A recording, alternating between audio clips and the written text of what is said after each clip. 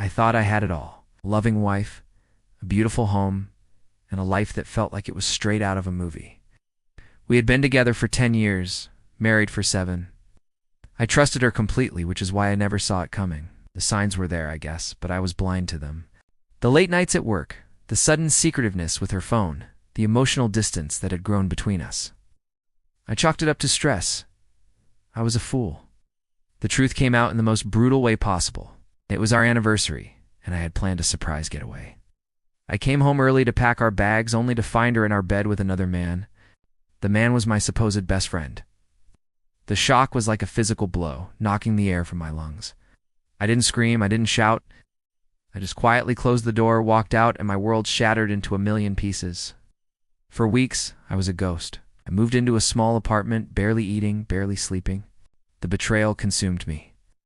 Anger, sadness, and a profound sense of loss battled for control. She tried to contact me, sending texts filled with pathetic excuses and pleas for forgiveness. She claimed it was a mistake, a one-time thing. But I knew better. My best friend confessed everything, hoping to salvage our friendship. He told me it had been going on for over a year. A year of lies, a year of deceit, all while I was working my tail off to provide us with the life she claimed she wanted. That's when the anger solidified into something else. A cold, hard resolve. She didn't deserve my tears. She deserved to understand the consequences of her actions. I learned they had been planning to leave together, but they needed money. My money. She had been waiting for my annual bonus to clear, planning to empty our joint account and disappear. The cruelty of it was staggering.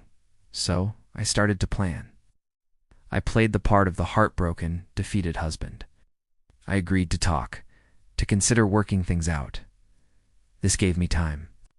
I contacted a lawyer and quietly started the divorce proceedings. I systematically moved my assets, securing my finances and protecting everything I had worked for.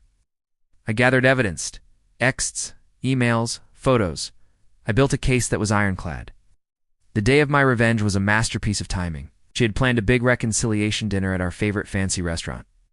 She thought this was it, her chance to win me back and get her hands on that bonus. She was dressed to the nines, smiling that fake smile I now saw right through.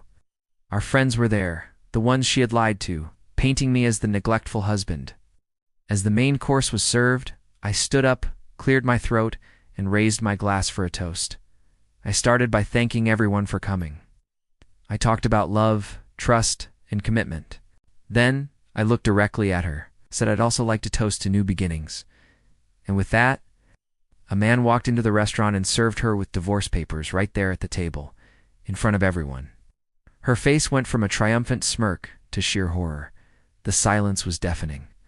I then dropped a file on the table, copies of the texts, the proof of her affair, and a detailed breakdown of her plan to steal my money. I looked at my ex-best friend and said, "And for you, I hope it was worth it." I turned, walked out of that restaurant, and never looked back. It wasn't about hurting her. It was about taking back my power, my life, and my dignity. Sometimes the best revenge isn't loud and explosive, but quiet, calculated, and perfectly timed.